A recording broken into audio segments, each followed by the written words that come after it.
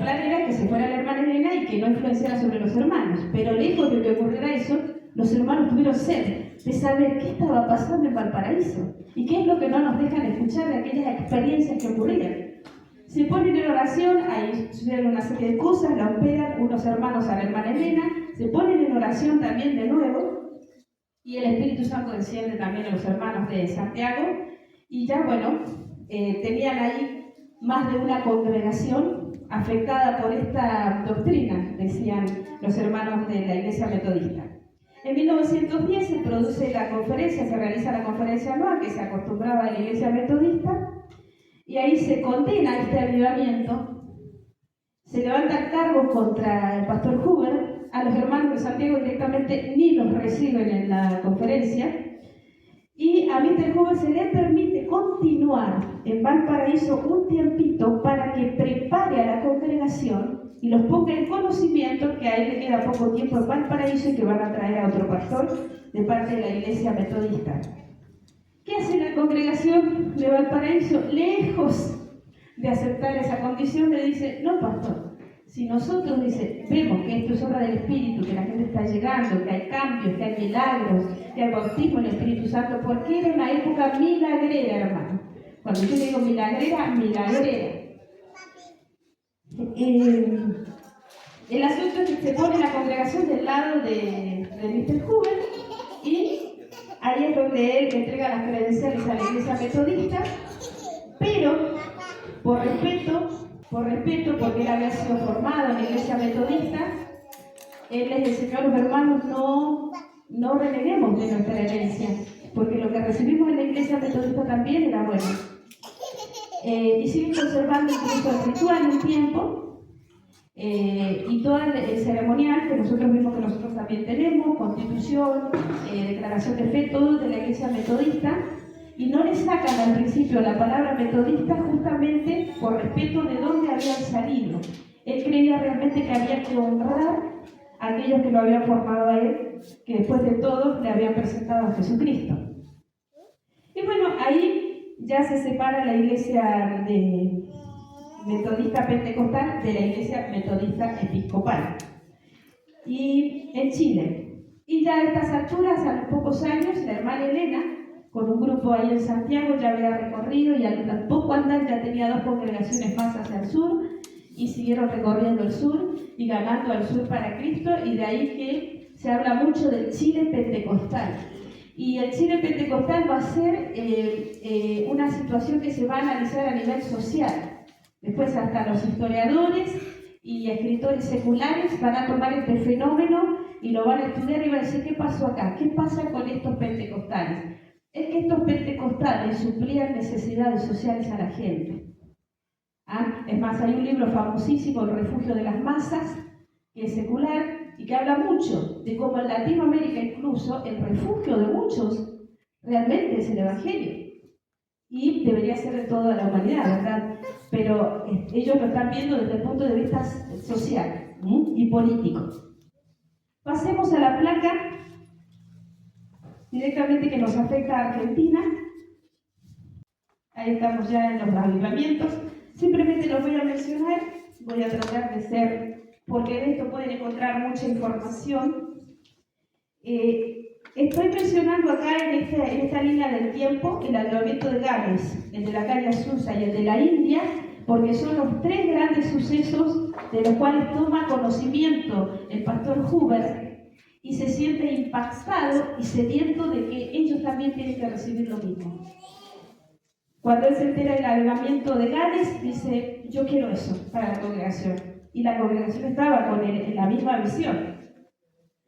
Cuando se entera del avivamiento de la calle Azusa pasa lo mismo, y lo mismo pasa con lo de la India.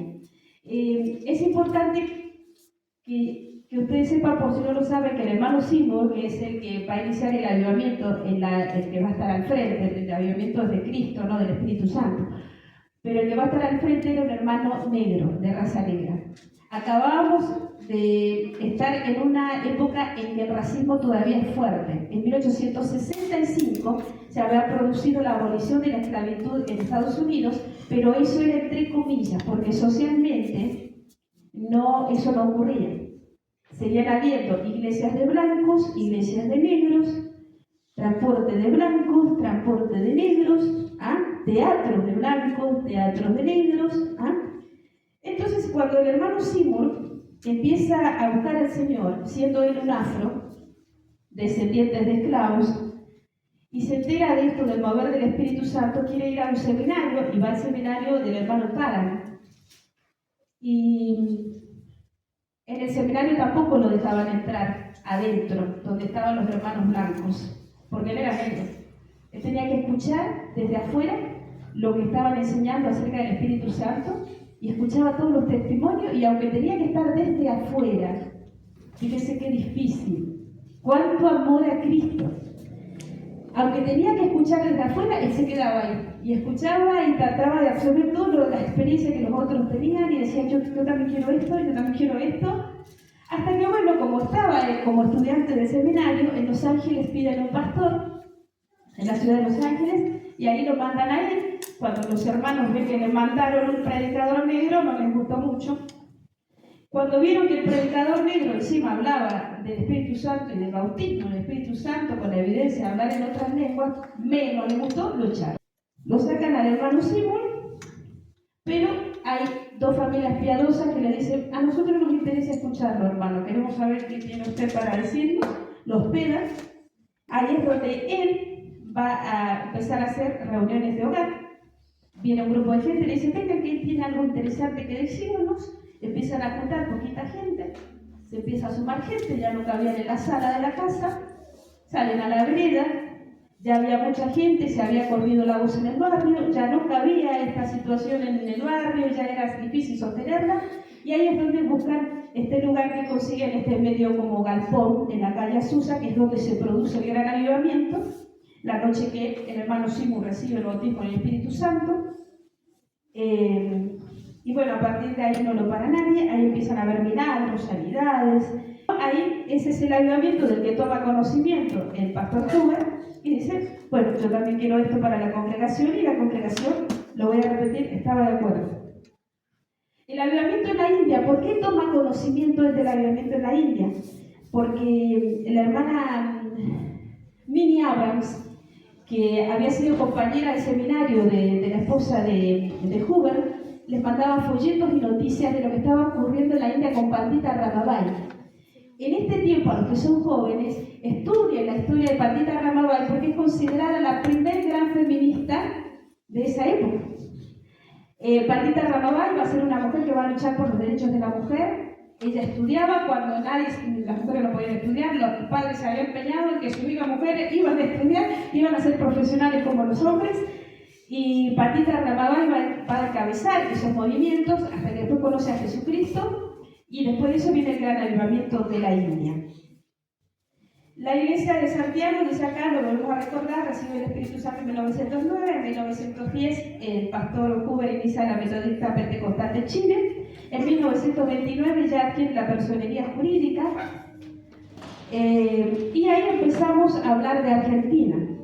Ya dijimos que no fue un buen momento político en el que vino el pastor Elías López a la Argentina, porque se estaba produciendo la catolización, que más tarde va a desembocar incluso en que la escuela deje de ser laica y se enseñe religión en las escuelas. Viene otro hermano con el pastor Elías, el hermano Enrique Mongués. Él se va a Córdoba.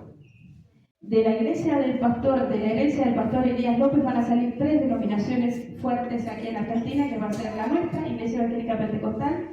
Sí, es Iglesia Evangélica Pentecostal, Pentecostal Argentina y Unión Pentecostal. Son las 3 denominaciones que salen del pastor Elías López. Bueno, en 1934 se crea el presbiterio, aprobado en Chile, porque todavía dependíamos de la iglesia, del gobierno, de la superintendencia de Chile. Éramos como una filial, aunque estaba creciendo la obra acá de manera importante. En Chile, en la conferencia anual, se envían un contingente. No sé si tenéis la foto, la queréis poner, una foto que dice, ahí tenemos la foto testigo que está en la revista, y salen algunas de las personas que son de acá, y que algunos son conocidos.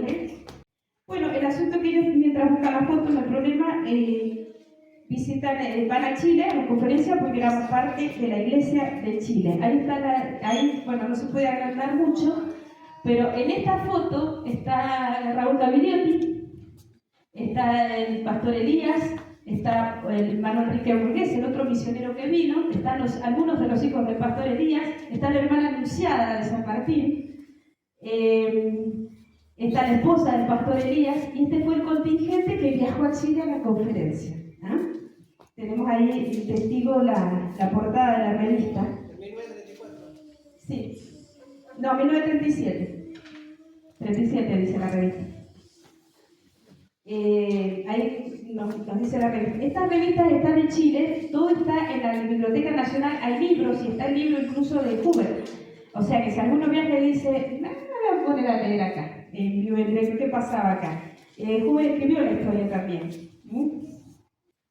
Para el año 1938 nosotros habíamos crecido como institución bastante y teníamos sobre San Martín, Palmira, La Dormida, San Juan y San Rafael.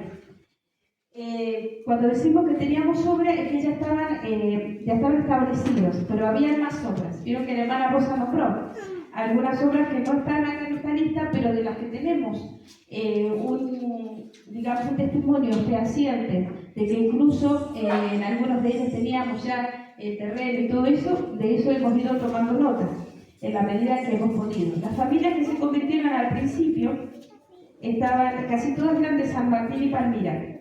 Gavigliotti, Córica, Puebla, Elvira, Lipari, Narváez, Mondelo y Cilia. El pastor Mondelo fue el pastor anterior, el pastor de la familia Gavigliotti fue de los primeros miembros, que era mi bisabuela. Mi bisabuela era una medio india, medio negra, que había nacido en la ciudad de San Luis como por casualidad, esas cosas que hace Dios, porque a su madre la traían en la zona del Chaco como esclava, y ella no nace en el camino. Cuando llega acá, bueno, tiene una historia miserable, llena de miserias, literalmente, y ¿cómo conoce ella al Señor? Ella había decidido que lo mejor para ella y sus hijos era terminar con sus vidas. Así que había preparado todo, porque dijo no tiene sentido.